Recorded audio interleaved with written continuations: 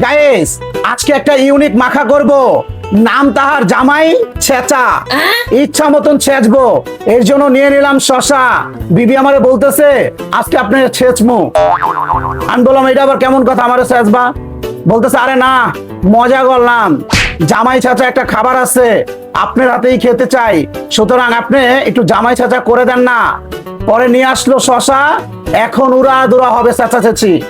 তো দেখতে থাকুন গাইস, এখন হলো মূল কাজ, চেঁচাচেঁচির পালা। এই যে দিলাম।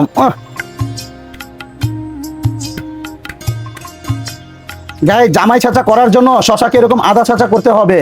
তারপর নানান ইনগ্রেডিয়েন্টস প্রথমে দিতে হবে। এই যে মরিচ, কাঁচা মরিচ।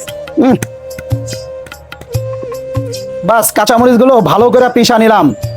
এরপরে দেখো এই যে তেঁতুল, একটা টেঙ্গি টেঙ্গি ভাই বানার জন্য তেঁতুলটা দিয়ে দিলাম। এই যে ভরপুর গুঁড়া মরিচ নিয়ে নিলাম। তারপরে বিট লবণ দেখো, তারপর একটু সরিষার তেল, তারপরে এই যে কাসুন্দি দেখো দেখো।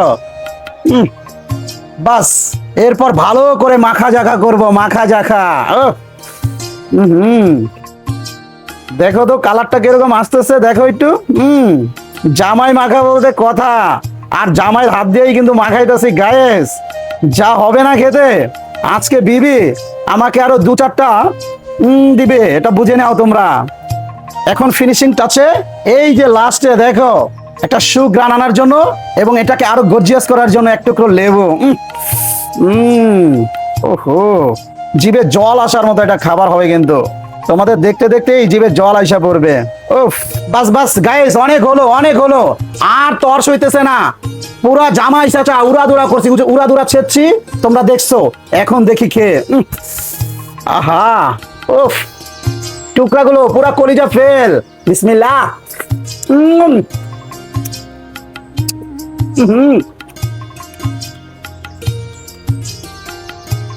সাংঘাতিক রে ভাই, সাংঘাতিক।